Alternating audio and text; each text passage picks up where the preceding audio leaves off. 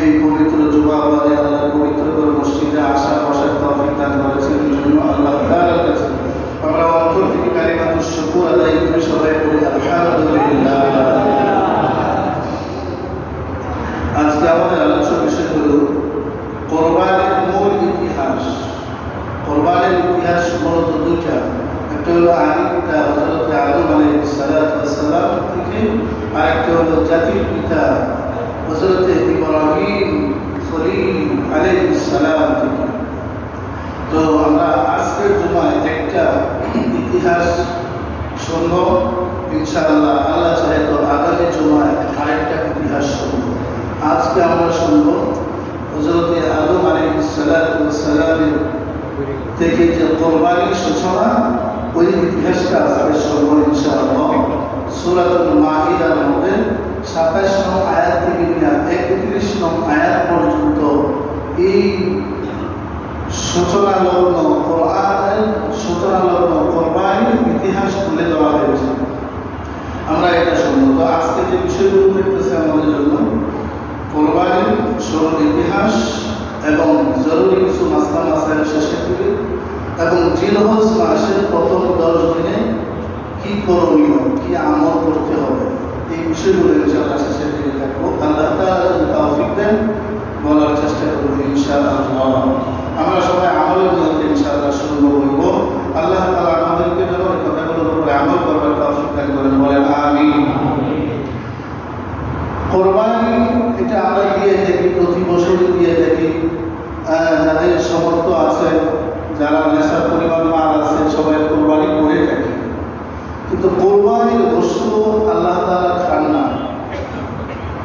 কোরবানির কোনো কিছুই আল্লাহ তাআলা পান না বা খান না। তাহলে কোরবানিটা করি কিসের জন্য? এটা নিয়ে আমরা কখনো কিন্তু ওইভাবে ভাবি নাই। আল্লাহ বলছে কোরবানি করার জন্য। হুজুররা মসজিদে বলে কোরবানি করতে হবে, এই পরিমাণ মালের মালিক থাকলে, টাকা পয়সার মালিক থাকলে কোরবানি করে দিলাম, বাস গোশত খেয়ে দিলাম, কোরবানি হয়ে গেল। কিন্তু আল্লাহ তো গোশত খাইতেছেন না, মানে রক্তও খান না, রক্তও নেন না। কোরআন কারীমের মধ্যে আল্লাহ রাব্বুল আলামিন বলেন সূরা হজের ৩৭ নং আয়াতে, লা ইয়ানালুল্লাহা লুহুমুহা ওয়ালা দিমাউহা ওয়ালাকিন ইয়ানালুহু তাকওয়া মিনকুম। যা আমি রক্ত গোশত আমার কাছে কোনো কিছুই পৌঁছে না। তাহলে কোরবানি যে আমরা আল্লাহর জন্য করবো একমাত্র, এই কথার হাকিকত কি, এই কথার মূল মাকসাদটা কি, এটা তো আমরা কখনো কেউ চিন্তা করি না। আল্লাহর পরিবারেরও তো কেউ নাই, ছেলে মেয়ে আছে, কি বলেন নাই, যে তাদেরকে আমরা দিতেছি, তাদেরকে তো দিতেছি না। তাহলে আল্লাহর জন্য যে আমরা কোরবানিটা করতেছি বা করবো, এটার মানেটা কি, এটা বোঝা দরকার আছে। আমরা কিন্তু ওইভাবে কখনো চিন্তাই করি না, ঠিক না? ওইভাবে চিন্তা করতে হবে যে আল্লাহ বলছেন কোরবানি করার জন্য, আল্লাহর জন্য, আল্লাহর নামে আল্লাহর জন্য কোরবানি করার জন্য বলছেন। আমরা আল্লাহর নামে আল্লাহর জন্যই জবাই করতেছি, কিন্তু গোশত তো আমরা খেতেছি। কোরবানি একজন ব্যক্তি দীর্ঘদিন যাবত দিয়ে আসতেছে, হঠাৎ 1 বছর যদি না দেয়, তাহলে সে চিন্তা করে যেভাবেই হোক দান করে হইলেও, কর্জে হাসানা করে হলেও কোরবানি দিতে হবে। কারণ আমার প্রেস্টিজের একটা ব্যাপার আছে, আমার এলাকায় কি বলবে। তার মানে বোঝা গেল কোরবানি দেওয়ার দ্বারাতে গোশত পাওয়া হইতেছে, আবার আপনার মান সম্মানও রক্ষা পাইতেছে। তা আপনারই তো সব লাভ, আমারই তো সব লাভ। তাহলে আল্লাহ লাভটা কি আছে? আল্লাহ মূলত কোন জিনিসটা চাচ্ছেন, এই জিনিসটা আমাদের বুঝতে হবে। এটাই হলো কোরবানি। কোরবান শব্দ থেকে কোরবানি, কোরবানির শাব্দিক অর্থ হলো আল্লাহর নৈকট্য হাসিল করা। কি ভাই? আল্লাহ নৈকট্য হাসিল করা, এটা একটা ইবাদত। কোরবানি কি একটা ইবাদত, আল্লাহর হুকুম। এটার মাধ্যমে আল্লাহর নৈকট্য হাসিল করতে হবে। এবং এই কোরবানিটা আমি আপনি যেভাবে মন চাই সেভাবে করলে হবে না। এটা দেওয়ার একটা সিস্টেম আছে, একটা তরিকা আছে। ওই সিস্টেম আর তরিকা অনুযায়ী যখন আপনার আমার কোরবানির পশুটা জবাই করা হবে, খরিদ করা হবে, তখনই আশা রাখা যায়, আশা করা যায় আল্লাহ পাক রব্বুল আলামিন কবুল করবেন ইনশাআল্লাহ। আল্লাহ বলে লা ইয়ানালুল্লাহা লুহুমুহা ওয়ালা দিমাউহা ওয়ালাকিন ইয়ানালুহু তাকওয়া মিনকুম। আমার কাছে গোশত পৌঁছে না, রক্ত পৌঁছে না, না, শুধু পচে তাকওয়া। তা বুঝতেছেন? শুধু পচে তাকওয়া। তাকওয়া কি জিনিস? ওমর রাদিয়াল্লাহু তাআলা আনহু একজন সাহাবীকে জিজ্ঞাসা করলেন তাকওয়া কি জিনিস?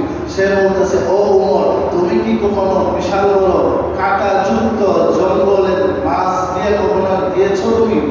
বলে, হ্যাঁ গিয়েছি। এই প্রান্ত থেকে ওই প্রান্ত যাওয়ার পরে তোমার কি জামা কাপড় ছিঁড়ে গেছিল কাঁটা লাগার কারণে? বলে যে না, আমি ওই রকম ভাবে উঠায় আমার নিজেকে আমি নিজে নিয়েছি যে কাঁটা আমাকে স্পর্শ করতে পারে না। ওই সাহাবী হযরত ওমর রাদিয়াল্লাহু তাআলা বলেন যে দুনিয়াটা হলো অনেক রকমের গুনার জায়গা। গুনার জায়গা চোখের সামনে আসবে কিন্তু গুনাহ করা যাবে না। সমস্ত গুনাহ থেকে নিজেকে বাঁচায় রাখতে হবে, সেটা হলো তাকওয়া। তাহলে তাকওয়া কি জিনিস? আল্লাহকে ভয় করা সর্বদাই সর্ব অবস্থায়। এই তাকওয়া অর্জন করার পরে যদি আমরা কোরবানি করতে পারি, তাহলে শুধু জানোয়ারকে কোরবানি দিলে হবে না। আপনার আমার ভেতরে যে একটা পশুত্ব ভাব আছে, আমিত্ব ভাব আছে, অহংকারী আছে, রিয়া আছে, এইটাকে কোরবানি করতে হবে। কোরবানির মূল শিক্ষা হলো নিজেকে নিজে মিটাইয়া দেওয়া, আল্লাহর নৈকট্য হাসিল করা। সুবহানাল্লাহ। আল্লাহর নৈকট্য হাসিল করা, এটা হলো বিশেষ একটা ইবাদত, বিশেষ একটা আল্লাহ পাকের হুকুম, কোরবানি করা। এখন আমরা ফজিলত কি আছে কোরবানি যে আমরা দিব, ফজিলত গুলো দুই চারটা জানা দরকার। তিরমিজি শরীফের হাদিস ফজিলত নাম্বার 1, তিরমিজি শরীফের হাদিস 1507 নাম্বার হাদিস। আল্লাহ রাসূল সাল্লাল্লাহু আলাইহি ওয়াসাল্লাম বলেন, আকামা রাসূলুল্লাহ সাল্লাল্লাহু আলাইহি ওয়াসাল্লাম বিল মাদিনাতি 10 সিনিনা ইউদাহি বিশরাফি মুহাম্মাদুর রাসূলুল্লাহ সাল্লাল্লাহু আলাইহি ওয়াসাল্লাম বলেন, আমি মদিনায় 10 বছর দেখেছি, 10 বছর কাটিয়েছি মদিনা শরীফে। 10 বছরই কুরবানির এই আমলটা আমি নবী করেছি। সুবহানাল্লাহ। নবী করিম সাল্লাল্লাহু আলাইহি ওয়াসাল্লাম 10 বছর ছিলেন মদিনায়, 10 বছরের কুরবানির আমলটা করেছেন। তাহলে আমরা নবী থেকে পেয়ে গেলাম কুরবানি উনি নিজে করেছেন, এমনকি 10 বছরই করেছেন। 2 নাম্বার ফজিলত তিরমিজি শরীফের 1493 হাদিস। 1493 নম্বর হাদিসের অংশ বিশেষ বর্ণনা। আল্লাহ রাসূল সাল্লাল্লাহু আলাইহি ওয়াসাল্লাম বলেন, পশুগুলো যে আছে কুরবানির পশুগুলোর শিং এবং খুর, শিং এবং খুরের বিশেষ কিছু ফজিলত আছে। আল্লাহর নবী বিশ্ব নবী রাহমাতুল লিল আলামিন বলেন, ইন্নাহা লাতাতি ইয়াওমাল কিয়ামাতি বিকুরুনিহা ওয়া আশআরিহা ওয়া আসলাফিহা। আল্লাহর নবী বিশ্ব নবী রাহমাতুল লিল আলামিন বলেন, কিয়ামতের ময়দানে ওই কুরবানির জানোয়ারের শিং এবং খুরগুলো তার পক্ষ হইয়া আল্লাহর কাছে সাক্ষী হয়ে যাবে। সুবহানাল্লাহ। 2 নাম্বার ব্যাখ্যা মুফাসসিরিন কেরাম করেছেন। 2 নাম্বার ব্যাখ্যা হলো কুরবানির পশুগুলোর শিং এবং খুরগুলো, এইগুলোর বদৌলতে আল্লাহ পাক রব্বুল আলামিন কুরবানির দাতাকে সওয়াব দান করবেন। সুবহানাল্লাহ। তাইলে আমরা জেনে গেলাম কুরবানির পশুর যে শিং আছে, খুর আছে, এগুলোর বদৌলতে আল্লাহ পাক রব্বুল আলামিন সওয়াব দান করবেন। 3 নাম্বার ফজিলত ইবনে মাজাহ শরীফ হাদিসের অংশ বিশেষ 3122 নাম্বার হাদিস, 12 নাম্বার হাদিস। আল্লাহ হাবিব সাল্লাল্লাহু আলাইহি ওয়াসাল্লাম বলেন, ক্বালা বিকুল্লি শা'রাতিন হাসানা। পশু কুরবানি করবা তোমরা, পশুর গায়ের মধ্যে যে পশম থাকে প্রত্যেকটা পশমের বিনিময়ে আল্লাহ পাক রব্বুল আলামিন একটা করে নেকি দান করবেন। সুবহানাল্লাহ। এক ব্যক্তি জিজ্ঞাসা করেন, ক্বালু ফামাসুকু ইয়া রাসূলুল্লাহ, কিছু পশু থাকে আমাদের সমাজে, যেগুলোর মধ্যে অধিক পরিমাণ পশম, ওইগুলো কি আল্লাহ পাক রব্বুল আলামিন কি বেশি দিবেন? যেমন ধরেন ছাগল বকরির তুলনায় ভেড়ার গায়ে অনেকগুলো পশম থাকে। আল্লাহ হাবিব সাল্লাল্লাহু আলাইহি ওয়াসাল্লাম হাদিসের মধ্যে বলেন, বিকুল্লি শাআরাতিন মিনাস সু, ওই বেশি পশম যুক্ত পশুটার গায়ে যে বেশি পশম আছে, ইহার বিনিময়ে আল্লাহ পাক রব্বুল আলামিন প্রত্যেক পশমের বিনিময়ে একটা করে নেকি দান করবেন। সুবহানাল্লাহ। আল্লাহ রাব্বুল আলামিনের কাছে তো সওয়াবের কোনো কমতি নেই, কোনো কমতি নেই। আল্লাহ পাক রব্বুল আলামিন এত ফজিলত রেখেছেন কুরবানির মধ্যে।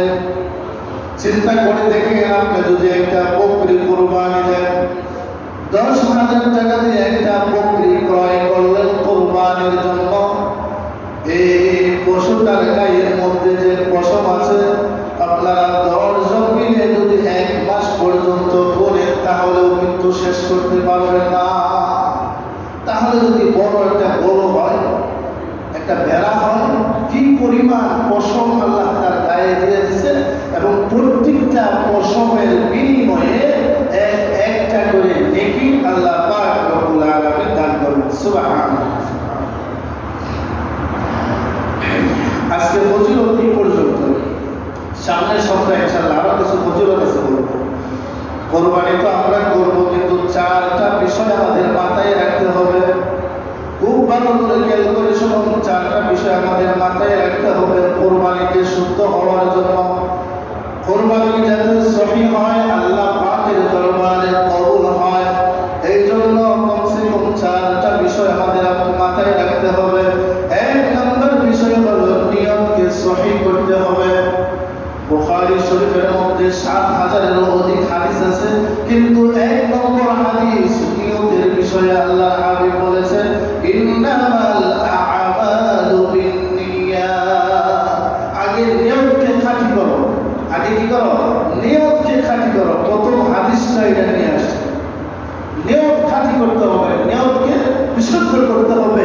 আপনি নামাজ পড়েন, রোজা রাখেন, আপনি হজ করেন, যাকাত দেন, কোরবানি করেন, যত ইবাদতই করেন না কেন, আগে আপনার নিয়তটাকে বিশুদ্ধ করতে হবে।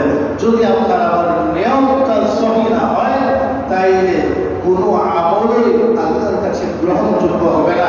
এটা আমাদের খুব ভালো করে মনে রাখতে হবে। 2 নম্বর হলো হালাল উপার্জন থেকে কোরবানির পশু ক্রয় করতে হবে। কি বলছি ভাই? 2 নম্বর, হালাল উপার্জন থেকে কোরবানির পশু ক্রয় করতে হবে। এটাকে শুধু কোরবানির সময়, শুধু কোরবানির আমলের ক্ষেত্রেই হালাল টাকা দিয়ে কিনতে হবে।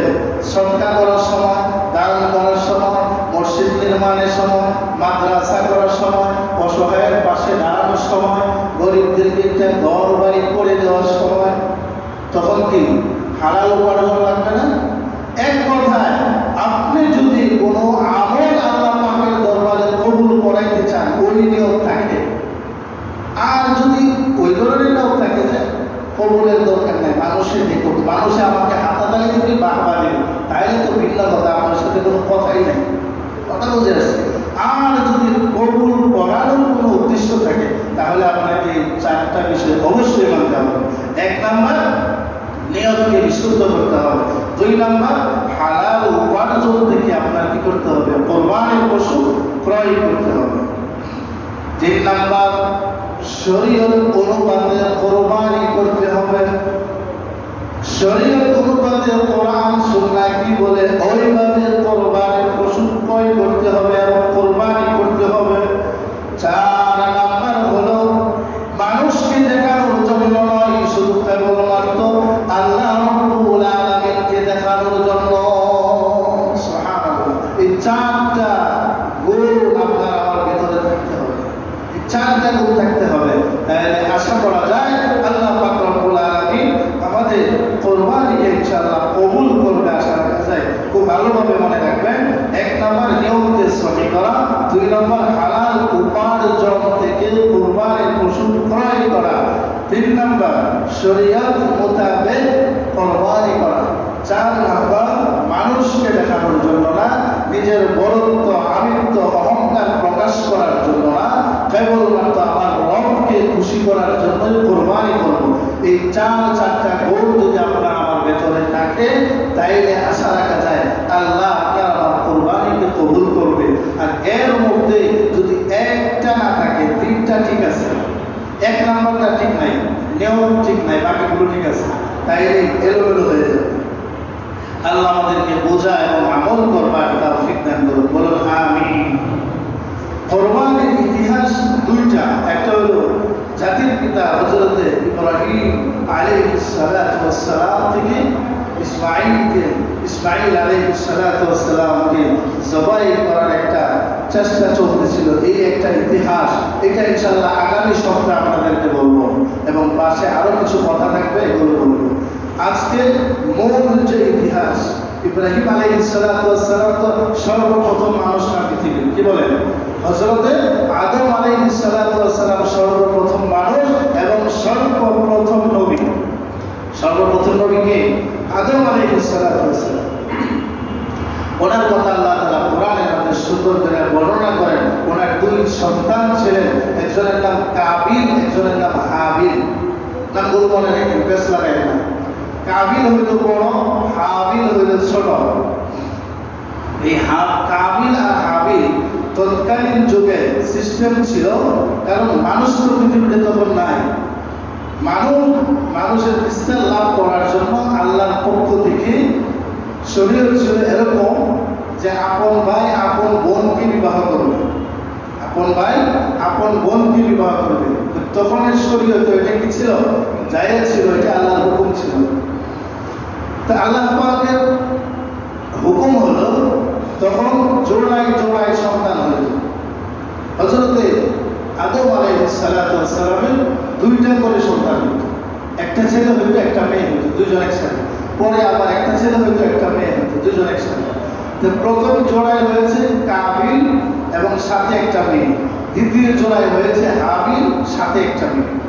এবং বিবাহের সিস্টেমটা ছিল এরকম, দ্বিতীয় দফায় যে ছেলে মেয়ে হয়েছে, দ্বিতীয় দফার ছেলে প্রথম দফার মেয়ের সাথে বিবাহ হবে, প্রথম দফার ছেলে দ্বিতীয় দফার মেয়ের সাথে বিবাহ বন্ধনে আবদ্ধ হবে।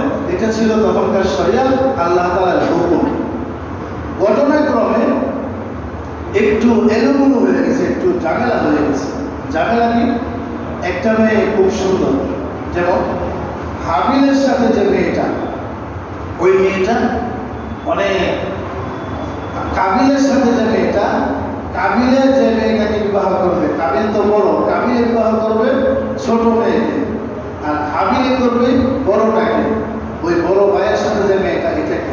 এখন কাবিলে যে মেয়েকে বিবাহ করার কথা, অর্থাৎ হাবিলের সাথে যে মেয়েটা, ওই মেয়েটা হইল অনেক কালো, আর নিজের সাথে যেটা, এটা হলো সুন্দর।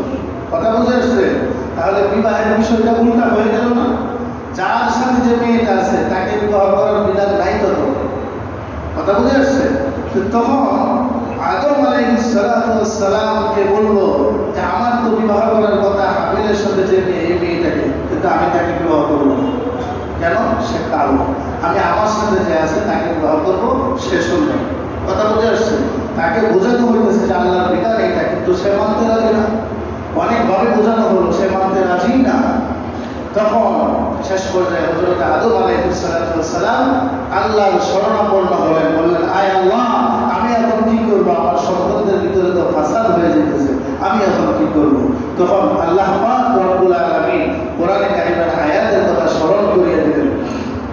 আল্লাহ তাআলা বলেন, ওয়াতলু আলাইহিম নাবাআ বানি আদম বিল হাক্ক إذ قربا قربانا فتقبل من أحدهما ولم يتقبل من الآخر الله رب العالمين বলেন, ও আমার প্রিয় হাবিব, আপনি আপনার সন্তানদেরকে বলুন দুজনই যাতে কোরবানি করে আমার নামে।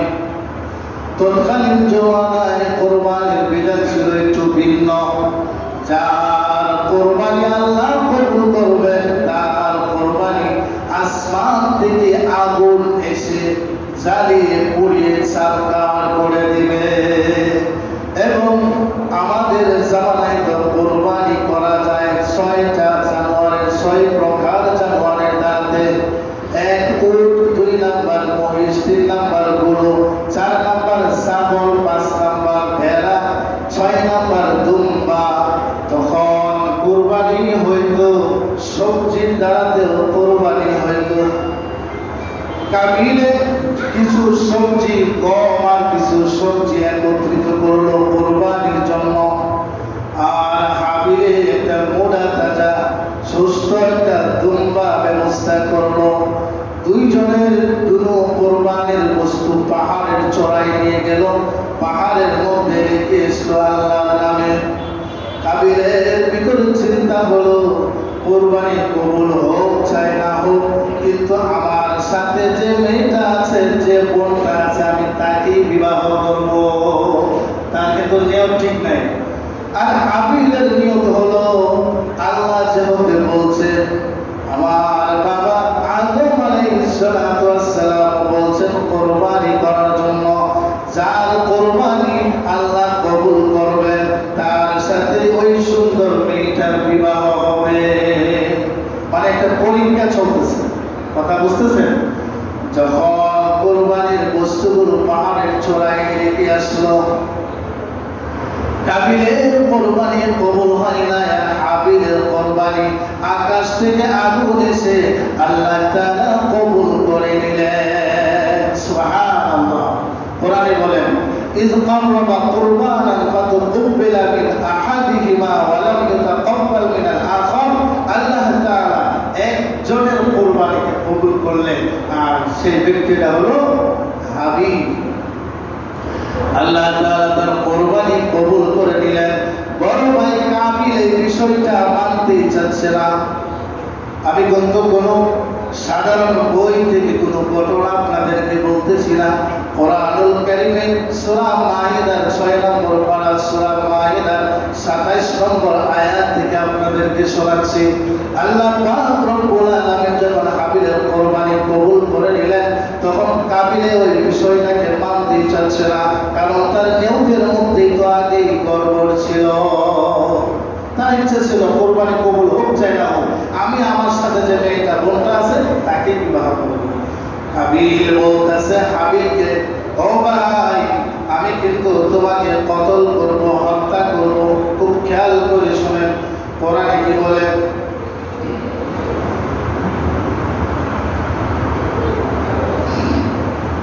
قال لأقتلنك قال إنما يتقبل الله من المتقين لئن بسطت إلي يدك لتقتلني ما أنا بباسط يدي إليك لأقتلك إني أخاف الله رب العالمين।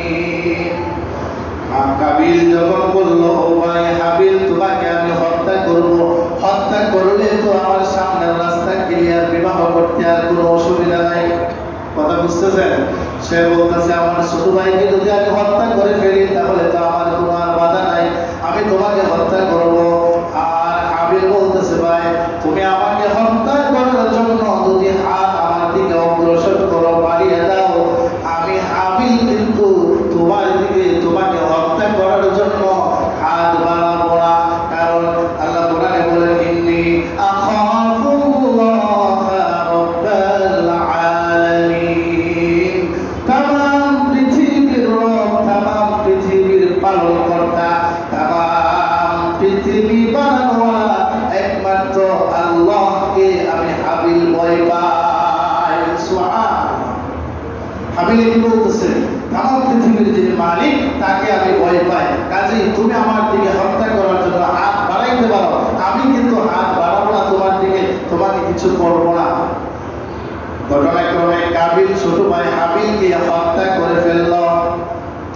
হত্যা করার পর বয়ে বয়ে ভাবতেছে, বসে বসে ভাবতেছে, চিন্তা করতেছে, হায় হায় কি করলাম। জেনে রাখবেন ভালোভাবে, পৃথিবীর শুরুতে এই ঘটনাটা হয়েছে হত্যার, আর এইটাই শুরু। এর আগে কখনো কাউকে কেউ কতল করে নাই, হত্যা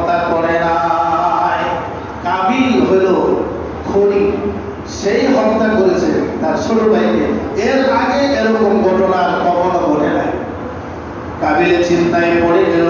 পরের আয়াতের মধ্যে আল্লাহ তাআলা বলেন, একটা কাক আল্লাহ পাক রব্বুল আলামিন পাঠিয়ে দিয়েছেন তার সামনে। দুইটা কাক একসাথে মারামারি করে একজন আরেকজনকে মেরে ফেলছে। মেরে ফেলার পর মাটিকে গর্ত করছে, পায়ের দ্বারাতে মাটিকে খুঁড়ে গর্ত করে ওখানে যে কাকটাকে মারা হয়েছে ওই কাকটাকে ফেলে দেওয়া হয়েছে। ফেলে দেওয়ার পর বালি দিয়া তাকে বালি চাপা দিয়ে দিয়েছে। কাবিল এই দৃশ্যটা দেখে সে চিন্তা করলো, আমি আমার ভাইকে হত্যা করলাম, তাহলে তো আমিও এরকম মাটি খনন করে তাকে মাটির নিচে চাপা দিতে পারি। ঠিক সেই কাকের মতন সে এরকম করলো, মাটি খনন করলো, মাটির নিচে তার ভাইকে মাটি চাপা দিয়ে দিল। পৃথিবীর সর্বপ্রথম এই হত্যাকাণ্ড হলো, সর্বপ্রথম হত্যাকাণ্ড এই হলো সুলগ্ন একেবারে কুরবানির সূচনা ইতিহাস। আল্লাহ পাক রব্বুল আলামিন এই কুরবানি আমাদের কাছ থেকে কি চান? তাকওয়া চান, যে আসলে কি আমার জন্য কুরবানি করতেছে না অন্য কোনো মানুষের উদ্দেশ্যে কুরবানি করতেছে, আমার জন্য না মানুষকে দেখানোর জন্য। মানুষকে দেখানোর জন্য হলে কুরবানি হবে না। যেমন কাবিলের ইচ্ছে ছিল কুরবানি কবুল হোক চাই না হোক, আমি আমার সাথে যে বোন আছে তাকেই বিবাহ করব।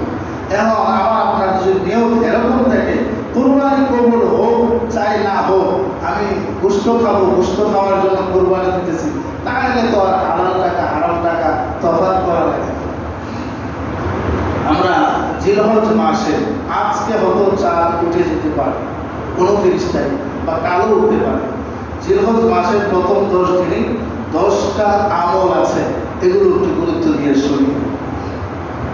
প্রথমত হলো 1 নাম্বার, যারা কোরবানি করার ইচ্ছা পোষণ করেছেন, কোরবানি করবেন, তারা চাঁদ ওঠার পরে আর চুল, নখ, গোঁফ, চুল ইত্যাদি ইত্যাদি কোনো কিছুই কাটতে পারবেন না।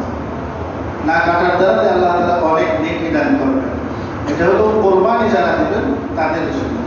দ্বিতীয়ত হলো জিলহজ মাসে প্রথম 9টা রোজা রাখার চেষ্টা করা। 1 থেকে 9 তারিখ পর্যন্ত 9টা রোজা রাখার চেষ্টা করবে। যদিও সুন্নাত রোজা, নফল রোজা, কিন্তু এগুলোর সওয়াব অনেক বেশি। কোরআনে আল্লাহ তাআলা হাদিসের কুরসির মধ্যে এবং নবী করিম সাল্লাল্লাহু আলাইহি ওয়াসাল্লাম মিশকাতের এক হাদিস এবং আবু দাউদের আরেক হাদিসের মধ্যে বলেন যে প্রত্যেকটা রোজা জিলহজ মাসের 1 থেকে 9 প্রত্যেকটা রোজার বিনিময়ে 1 বছর নফল রোজা রাখলে যে সওয়াব, এই সওয়াব দান করি। সুবহানাল্লাহ। তাহলে যারা পারি তারা রাখবো ইনশাআল্লাহ, আর যারা পারবো না তারা কমসে কম 8 তারিখ 9 তারিখ 2টা রোজা রাখবো। 9 তারিখের কথা হাদিসের মধ্যে আসছে, আগের বছরের গুনাহ, পরের বছরের গুনাহ, 2 বছরের গুনাহগুলো আল্লাহ তাআলা মাফ করে দেন একটা রোজার বদলে। সুবহানাল্লাহ। এটা হলো আরাফার দিনের রোজা, হাদিস আপনাদের সাথে মিলে আছে। 3 নাম্বার হলো বেশি পরিমাণে আল্লাহর জিকির করা, বেশি পরিমাণে আল্লাহর জিকির করা। জিকিরের শব্দ এক হাদিসের মধ্যে 4টা আসছে, 4টা। এখন তো বিভিন্ন ভাবে জিকির করা হয়, ঠিক না? শব্দ কার নামে জিকির করতেছে জিজ্ঞাসা করলে সে নিজেও বুঝবে না, সে নিজেও বলতে পারবে না কার নামে সে জিকির করতেছে, কোন বাপের নামে। 4টা শব্দের কথা আসছে এক হাদিসে, সুবহানাল্লাহ, আলহামদুলিল্লাহ, লা ইলাহা ইল্লাল্লাহ, আল্লাহু আকবার। একসাথে বলতে পারবেন, সুবহানাল্লাহি আলহামদুলিল্লাহ, লা ইলাহা ইল্লাল্লাহ, আল্লাহু আকবার। অথবা ভাইজা যে কোনো একটা করতে পারবেন। তারপরে যথাসম্ভব সামর্থ্য অনুযায়ী 10 দিনের ভিতরে সদকা করা, দান করা, অসহায়দের পাশে দাঁড়ানো। এমনি তো করবেনই, এই 10 দিন বেশি বেশি করা। 6 নাম্বার, বেশি পরিমাণে দোয়া করা, আল্লাহ তাআলার দরবারে বেশি পরিমাণে দোয়া করা। 7 নাম্বার, বেশি পরিমাণে নফল ইবাদত করা। যার প্রতিদিন 4 রাকাত 6 রাকাত নফল নামাজ পড়া অভ্যাস, ফরজ ওয়াজিব সুন্নতের পাশাপাশি সে আরো ডাবল করবে। যাদের পড়া অভ্যস্ত না তারা কমসে কম 4 রাকাত হইলেও 2 রাকাত করে 4 রাকাত হইলেও নফল নামাজ পড়বে। অভ্যাসে পরিণত করা। আল্লাহ আমাদেরকে বোঝার তৌফিক দান করুন। 8 নাম্বার হলো আন্তরিকতার সাথে নিজেকে নিজের ছোট মনে করে বেশি বেশি তাওবা করা। বেশি বেশি কি করা ভাই? তাওবা করা। 9 নাম্বার হলো সামর্থ্য থাকলে হজ ও উমরা করা। 10 নাম্বার হলো 10 তারিখে শ্রেষ্ঠ ইবাদত, আল্লাহ তাআলার কাছে প্রিয় ইবাদত ফরজ নামাজ তো আছে, ওইটা বাদে সবচেয়ে গ্রহণযোগ্য ইবাদত হলো আল্লাহর নামে কুরবানি করা, ওই কুরবানির আমল করা। এই 10টা আমল আল্লাহ তাআলা যাতে আমরা সবাইকে করার তৌফিক দান করেন, আমিন। এবং এই আমলগুলো এখানে দেখা গেছে বেশিরভাগই আমল যেমন হজ, কোরবানি, এগুলো মালের সাথে, ঠিক না? আমার আপনার মাল সম্পত্তি ওই পরিমাণ হইলে তখন আপনার আবার করণীয় করা লাগবে। এছাড়া বাকি সবগুলোই কিন্তু কি মুস্তাহাব, নফল। না করলে গুনাহগার হয়ে যাবেন বিষয়টা এমন নয়, কিন্তু করতে পারলে আপনি অনেক অনেক সওয়াবের অধিকারী হয়ে যাবেন। অনেক সওয়াব আল্লাহ পাক রব্বুল আলামিন দিবেন। বিশেষ করে এই দিনের মধ্যে মুফাসসিরিন কেরাম বলেন এই 10 দিনের মধ্যে এমনিও তো গুনাহ করব না আমরা, কিন্তু এই 10 দিন যাতে একটা গুনাহও না হয়। আমি আপনি কিছুই পারলাম না, কিন্তু কমসে কম যাতে গুনাহ না হয় আপনার আমার দ্বারা, মিথ্যার গুনাহ, চুগলখোরের গুনাহ, জবানের গুনাহ, চোখের গুনাহ, বিভিন্ন ধরনের বিভিন্ন অঙ্গ প্রত্যঙ্গের গুনাহ থেকে যাতে আল্লাহ তাআলা আমাদেরকে 10 দিন বাঁচায় রাখে। আর এই 10 দিনের উসিলায় যাতে মৃত্যু পর্যন্ত আপনাকে আমাকে আল্লাহ পাক রব্বুল আলামিন সমস্ত গুনাহ